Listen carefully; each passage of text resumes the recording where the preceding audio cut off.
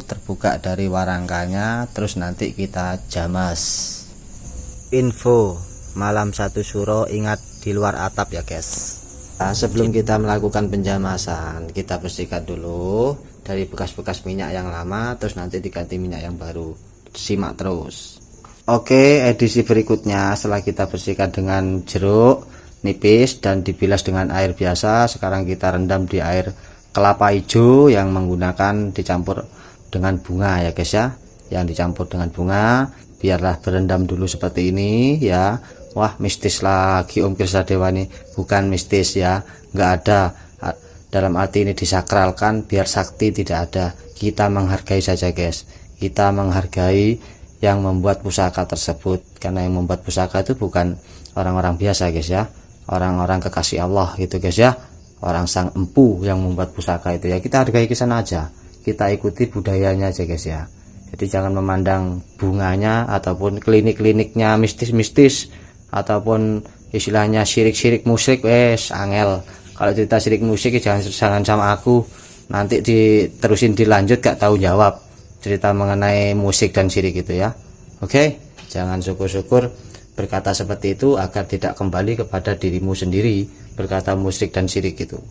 Saya bunganya apa adanya karena ini nggak tahu, kalau tadi ini malam 1 suro dengarnya udah maghrib guys, kalau sekarang tuh malam 1 suro jadi bisa aku pakai bunga seadanya gitu guys ya. Ya semua orang itu mempunyai cara beda-beda, tidak semuanya itu sama. Oke, tujuannya sama namun caranya beda ya. Saya tidak bisa menunjukkan karena ini sudah waktunya kita melakukan penjamasan. Nyuci, membilas ya dengan jamas itu beda. Oke, jamas ini memang ada doa-doa tertentu kayak gitu guys ya. Ya jadi jika ada merasa di belakang kita terasa agak-agak enak, entah ada kayak ada sesuatu, entah suara, entah apapun itu, entah angin, entah leher kita merasa gimana gitu, gak usah takut, tenang aja ya. Itu hal yang sudah biasa, tapi itu pun terkadang tidak ada dan terkadang ada.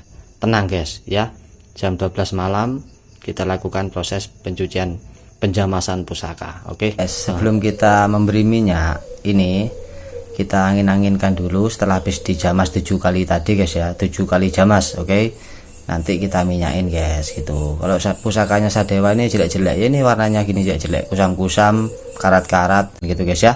Sadewa suka kalau era kemerdekaan, apalagi era kerajaan. Ini minyaknya ada cendana putih, ini melati keraton, ini minyak misik hitam. Oke, simak terus video, nanti bercerita mengenai pusaka, mengenai katuranggannya. Oke, nanti di akhir video kita simak semua koleksi batu akik Sadewa sudah keluar semua.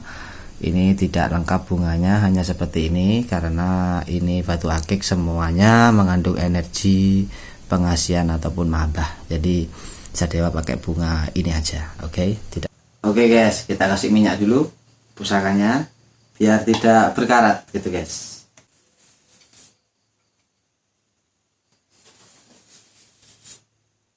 Jadi pusaka itu kalau sampai tidak diminyakin bisa berkarat guys.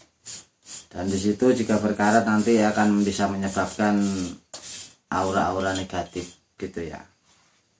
Jadi jangan sampai kita itu punya benda hal seperti ini mengandung aura ataupun energi negatif. Karena benda seperti ini sifatnya magnet ya guys, seperti magnet. Jadi ada aura negatif liwat ataupun nyeliwer, mudah nempel gitu mas. Jadi pusaka itu makanya dipegang orang yang pusakanya itu terasa panas, gigi gimana gitu tuh ya. Itu sebenarnya energi negatif yang istilahnya membentur dengan energi kita.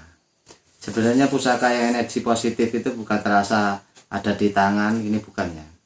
Kita bisa merasakan dari pandangan mata dan pandangan batin gitu guys ya. Kita merasakan dari batin, bukan dari dipegang panas ataupun gemeter ataupun gimana, bukan itu energi negatifnya guys.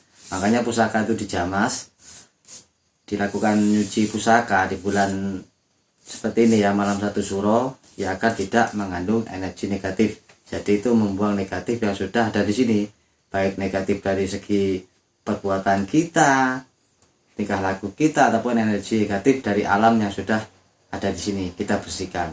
Karena kita pun juga ucapan yang inilah ada masalah ini itu di sekitar rumah kita ini, itu pun juga mengandung energi negatif. Seperti itu, nanti saya jelasin lebih lanjut. Simak terus videonya. Setelah pusaka diminyain, bakar 7 dupa. Oke guys, yang terakhir setelah kita kirim Al-Fatihah kepada Kanjeng Nabi, kepada leluhur, juga ahli-ahli kubur. Ya, ini istilah gini guys, takut ada fitnah. Tidak ada klinik-klinik istilah pusaka biar sakti, biar sakral ataupun apa. Kan ada media dupa dan kembang ya guys. Dupa itu adalah aroma agar kita itu mengirim doa kepada leluhur kita itu tenang karena bau dupa ya guys itu. Dan pusaka itu kenapa harus dimandikan? Berlanjut dengan mengenai aura ataupun energi yang negatif tadi. Karena pusaka itu memang dibuat oleh sang empu yang memang khusus ya guys gitu. Jadi pusaka itu bukan benda hanya sekedar besi yang dianggap seperti parang ataupun pisau dapur, pisau buat ngiris berambang, itu bukan ya guys gitu. Karena sifatnya memang dia itu memiliki yoni yang memang dari sang empu yang membuatnya. Jadi yoni tersebut itu memang sudah terisi dari alam dan dibuat pusaka itu yang memang tertentu. Bagi yang memesan itu butuh pusaka apa, untuk apa gitu guys ya. Ya banyak jenis. Ya namanya sang empu kan memang tukang buat pusaka. Jadi kebutuhan ibarat pasien gitu guys ya, butuh pusaka yang gimana ya. Maka dari itu pusaka itu memang identik dengan aura-aura ataupun energi yang mengandung positif baik negatif. Negatif tersebut ya bukan hanya dari segi alam saja yang moro-moro liwat semeliwer, bisa juga tertangkap ya, karena sifat yoni itu memang mudah menyerap energi spiritual tadi itu. Ada yang bersifat negatif, ada yang positif. Seperti itu guys ya. Bukan hanya dari segi energi alam saja, dari energi kita sendiri pun juga bisa. Makanya dilakukan penjamasan. Misal seperti diri kita ya, namanya manusia ya, manusia ini tidak ada yang sempurna dan tidak ada yang suci. Sifat kita marah ya pasti, sifat kita hilaf itu pasti, berantem sama rumah tangga itu terkadang ya iya, meskipun itu hal kecil ataupun besar.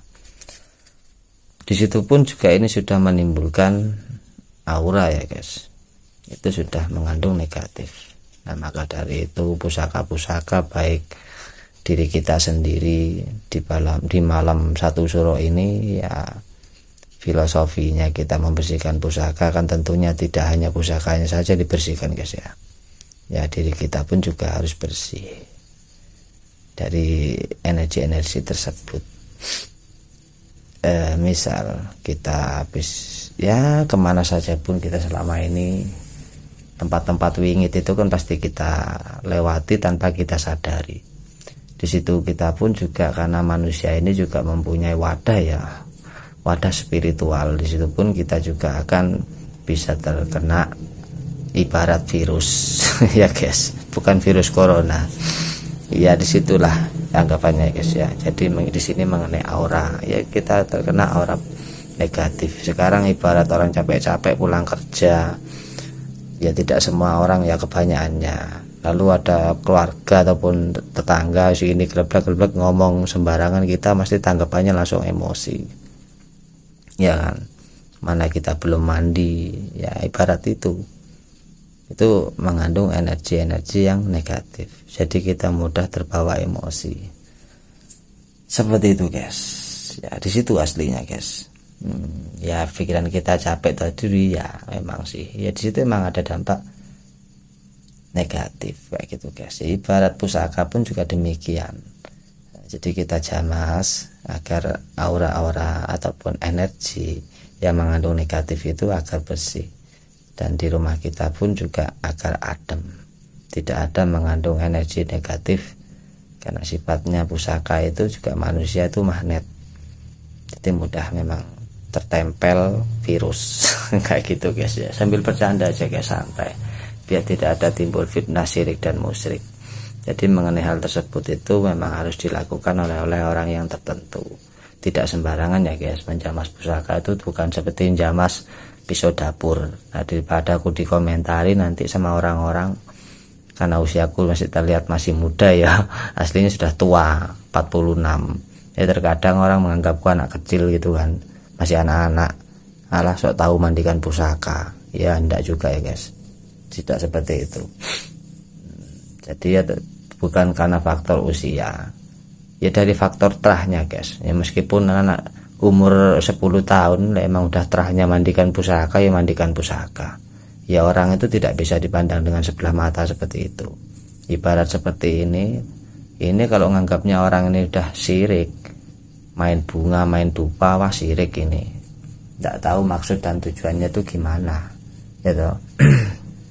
Ya kita tuh hanya menguri-uri budaya, melestarikan, meneruskan budaya di zaman dahulu guys, agar tidak terpendam musnah ya guys, dengan hal-hal yang istilah sekarang ini udah ada di zaman era modern.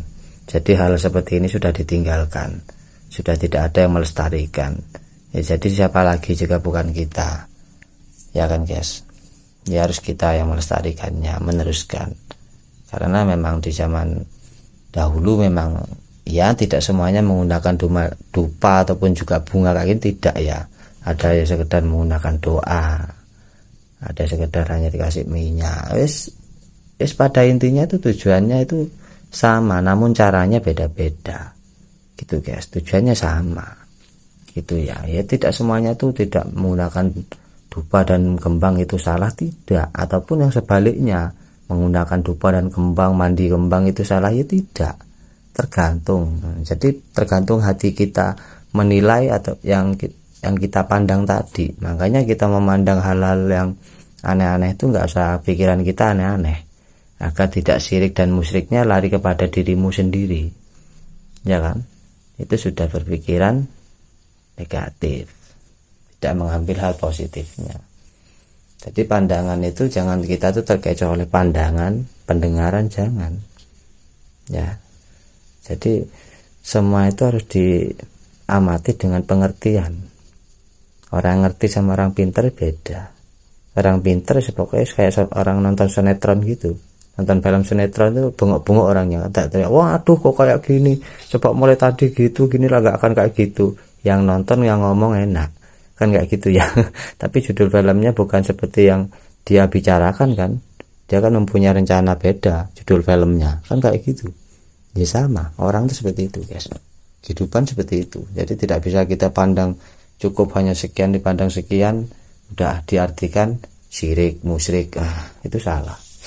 Tidak ada ya guys, kita menyembah ya, memohon, memuja, memuji benda ini tidak ada. Ini hanya sekedar besi. Namun kita menghargai sang empu yang membuat pusaka tersebut, karena pusaka tersebut tidak sembarangan buatnya guys ya. Sang empu masih puasa dan tidak cukup dengan waktu seperti ini buat pusaka ini. Ibarat orang pandai gitu, 5 hari udah selesai gitu ya, atau 2 hari, tidak. Ini bisa bertahun-tahun guys, berbulan-bulan atau bertahun-tahun, bahkan bisa sampai ratusan tahun. Sang empu membuat pusaka, meminta besinya aja langsung kepada Gusti Allah ya, kepada yang Maha Kuasa. Minta besinya ini bukan besi biasa, karena yang dibuat ini langsung besi turun dari langit, yaitu besi-besi meteor. Itu pun prosesnya puasa ya guys, tidak mudah. Maka dari itu kita hargai benda tersebut. Sang empu membuat dengan jerih payah sekali guys ya. Itulah maksudnya guys. Oke, di sana lanjut terus videonya guys. Aku capek ini guys, ini tembus sampai pagi positif ini. Kopinya ya siap, bukan kopi buat Krisnya guys. Aku nggak ada dikasih nasi, telur, dan kopi itu nggak ada kayak gini aja. Aku sederhana aja. Tadi juga nggak nyangka Kalau ini akan malam satu suro ya, jadi bunganya seadanya. Biasanya aku ada kembang kantil, was pokoknya lengkap itu kan. Wis intinya salam rahayu, salam budaya ya guys. Om Swastiastu, Namo Buddhaya, salam kebajikan. Pokoknya siap telupak guys. Nah, positif tembus sampai pagi, nggak akan tidur Sadewa ini. Enpo. Dan juga pitutur dari sesepuh zaman dulu guys ya, kalau masih usia muda sebelum rumah tangga tidak boleh istilahnya itu mengoleksi pusaka atau mempunyai ageman pusaka, ibarat memelihara burung perkutut. Bagi yang percaya di situ guys ya, itu memang betul. Kenapa kok tidak boleh? Bukannya kenapa, karena takut tidak tahu makna ataupun arti yang ada di pusaka. Baik dan burung perkutut itu sama ya, perkutut dan pusaka sama, karena ini pusaka dan perkutut itu adalah burung pusaka ya, makanya dikatakan peksi aji burung perkutut ya. Burung lainnya itu tidak ada ceritanya dinamakan peksi aji, itu nggak ada. Nah, kalau ini tosan aji ya. Kenapa? Karena di sini seperti pusaka baik perkutut itu mempunyai pamor dan mempunyai katuranggan. Lah, dari itulah katuranggan itu. Apakah arti katuranggan? Itu adalah pitutur atau penyampaian. Ya, penyampaian yang ada di ciri fisik ataupun yang ada di badan. Nah, jika di hewan ataupun yang ada di bilah besi pusaka. Ya, itu juga ada pamor ya guys. Ya, disitulah makanya anak muda belum boleh mengoleksi pusaka, mempunyai ageman pusaka, karena takut masih belum tahu yang artinya limo wasto ya, dan juga paling yang terpentingnya tidak tahu dari filosofi ataupun makna katuranggan, karena katuranggan itu adalah artinya penyampaian ya, penyampaian atau pitutur. Jadi penyampaian yang ada di ciri fisik baik besi ataupun hewan ya sama guys ya. Di sana takut kita tidak tahu makna ya. Jadi makanya punya pusaka ataupun burung perkutut itu tidak segampang kita hanya sekedar mengoleksi ya guys. Di situ kita harus tahu maknanya. Dan kita pun juga harus memang biar selaras. Nah, yang ditakutkan itu tidak selaras, memiliki pusaka baik burung perkutut. Nah, di situ apakah itu selaras? Yang sejalan. Jadi mengenai katuranggan, maknanya dia akan memberi pitutur atau memberi penyampaian dengan ciri yang ada di fisik. Ya, kita pun harus juga biar bisa sejalan ya, kita harus menjalankan guys, kan seperti itu, meskipun tidak full. Makanya mengoleksi benda-benda pusaka ataupun juga burung perkutut itu sebenarnya enak, baik, itu bisa membuat kita semakin tenang ya guys, semakin mengerti karena ada katuranggan gitu ya. Ibaratnya sekarang saya cerita simpel ya, satu simpel aja biar tidak terlalu panjang videonya. Pendaringan kebak misal ya guys, kan ada tuh pendaringan kebak burung perkutut juga pusaka ya. Pendaringan kebak yang diartikan itu adalah rezeki terus nyambung tiada putusnya ya guys, ibarat banyu mili rezeki terus mengalir ya guys ya. Nah, dan pendaringan itu yang artinya pendaringan itu adalah wadah, kebak itu adalah penuh. Bisa diartikan jika rezeki itu kita kumpulkan itu akan berkah, terkumpul berkah ya. Ataupun jika beras, diibaratkan beras kita isi itu berasnya selalu penuh. Ini ibaratkan guys, jangan selalu ambil ke hal negatif dulu ya, ibaratkan hanya bercerita. Jadi penuh dengan keberkahan, berasnya itu insya Allah kita tidak kekurangan beras, asalkan kita semangat bekerja ya guys. Di sana kita itu semakin semangat bekerja karena ada itu tadi pitutur dari katuranggannya guys ya. Memang di sana tulisannya sudah ada ya, terus sudah tertulis di ciri fisik. Nah, selain dari itu Ya jika sudah kita itu mengerti mengenai katuranggan, jika sudah Allah memberikan kita rezeki lancar, rezeki tanpa putus, atau ibarat katuranggan banyu mili, rezekinya selalu terus mengalir, ya kita harus juga tidak hanya cukup menikmati ya guys, ya kita harus juga menyisihkan untuk istilahnya bersedekah gitu guys. Ya di situ pengajaran simpelnya, dan masih banyak arti-arti katuranggan yang lain itu masih banyak banget, karena katuranggan itu bukan hanya jenis pendaringan kebak dan banyu mili saja, tidak guys ya, masih banyak katuranggan yang lain, dan di situ memiliki arti ataupun makna ataupun filosofi yang beda-beda. Maka dari itu baik kita punya pusaka ataupun burung perkutut itu sama. Jadi di situ mengajari kita agar kita itu hidup ya seperti itu tadi, ya beribadah, ya selalu kita dekat kepada Allah, mengingat Allah gitu guys ya. Ya pokok yang lain-lain banyak, memang itu untuk memperbaiki diri kita. Makanya kalau tidak seperti itu tidak selaras, makanya sangat-sangat tidak dianjurkan bagi orang dulu ya mengoleksi pusaka baik burung perkutut, karena yaitu tadi, jika tidak selaras maka akan berdampak tidak baik. Oh kok bisa sih om, hanya sekedar besi, hanya sekedar burung berdampak tidak baik? Karena burungnya juga burung beda. Burung perkutut itu adalah burung walinya burung ya guys. Di situ memang memiliki, bagi yang percaya, memang memiliki hal yang beda dengan burung pada umumnya. Baik pusaka ya sama, ibarat pusaka gitu guys ya, karena di sini memang memiliki sifat-sifat yang berhubungan dengan hal-hal spiritual gitu guys. Jadi hal spiritual itu bukan gaib, bukan wingit, bukan sakti, bukan guys ya. Hal spiritual itu memang untuk ya yang tergantung yang mengartikan. Hal spiritual itu memang ya untuk diri kita ya, itu tadi.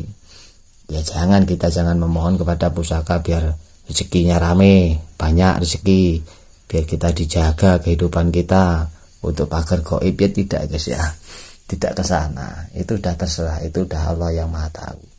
Gitu ya guys. Edisi terakhir sudah tarhem guys. Gak bahaya gak bahaya guys, sudah ada kain putihnya guys, gak akan bahaya ya. Tenang, sing tenang mas koleksi ini Sadewa ini guys.